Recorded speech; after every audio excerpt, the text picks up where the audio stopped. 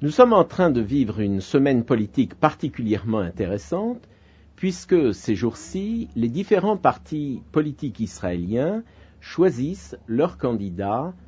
pour les élections à la Knesset du 28 mars. Chaque parti, chacun à son tour, choisit les candidats qui figureront sur les premières places de leur liste. Et évidemment, chacun pense avoir plus de candidats, mais il y a en Israël des places dont on sait qu'elles sont sûres, alors que d'autres sont véritablement tangentes, surtout d'après les sondages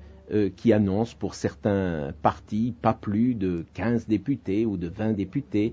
alors qu'évidemment le Kadima, le parti d'Ariel Sharon, figure toujours en tête dans les sondages, avec un espoir de plus de 40 députés lors de ces élections.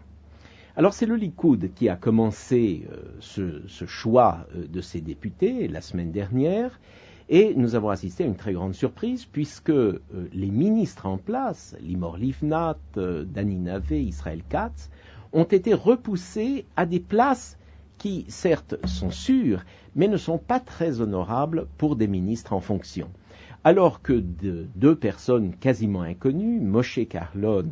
et Gilad Erdan, ont obtenu les toutes premières places derrière Netanyahou et le ministre des Affaires étrangères Sylvan Shalom. C'est donc une sorte de mini-révolution qui s'est produite au sein du Likoud, et quelque chose qui n'est pas forcément bon pour Binyamin Netanyahou, puisque ces ministres qui ont obtenu de mauvaises places sont furieux contre lui et peut-être essaieront de se venger politiquement.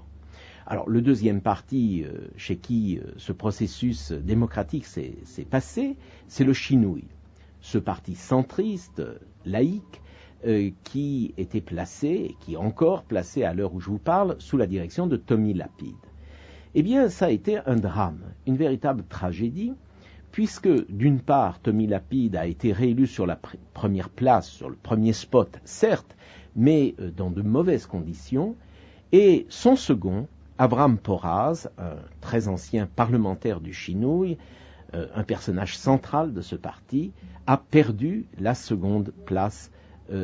pour les prochaines élections. C'est donc un drame interne qui s'est conclu par le fait qu'un grand nombre de députés du Shinui ont quitté ce parti, une sorte de scission s'est produite en son sein, et il faut craindre que ce parti disparaisse totalement de la scène politique lors des prochaines élections du 28 mars. Alors, à l'heure où je vous parle, ce processus continue avec le Meretz, qui choisit aujourd'hui même ses premiers députés, et puis demain, surtout, une très grande élection interne, puisqu'il s'agit des primaires du Parti travailliste. Est-ce que les anciens du Parti travailliste, les caciques du Parti travailliste, ceux qui ont eu des postes de ministres, arriveront à se maintenir à des places que l'on puisse juger réalistes? Je pense à Matan Vilnaï, par exemple, je pense à Ophir Pines, le ministre de l'Intérieur, je pense à Ben Eliezer. Est-ce que ces anciens vont se maintenir? Ou est-ce que, et c'est ce que ces anciens craignent, les nouveaux, comme la journaliste Yerimovic, comme par exemple le professeur, le président de l'université Ben Gurion, Avishai Braverman et d'autres, est-ce que ces nouveaux vont prendre leur place? C'est là encore un drame, parce que cela peut arriver à terminer la carrière politique de certaines personnalités bien connues en Israël. Il y a eu d'autres partis qui ont, peut-être des partis mineurs, qui ont fait ce même processus. Le Parti communiste, par exemple, qui a ramené pour la première fois un juif en troisième position de sa liste, et évidemment c'est un processus qui doit continuer. Je crois que s'il y a une chose sur laquelle tous les Israéliens peuvent se mettre d'accord aujourd'hui, c'est qu'il s'agit d'un processus démocratique. Il s'agit d'un choix par les différents partis de ceux qui dirigeront l'État d'Israël dans les années à venir, et je pense que s'il y a une chose dont on peut se féliciter, quelle que soit l'opinion politique de l'observateur, c'est que ce choix se fasse dans des conditions de parfaite ouverture, de parfaite liberté,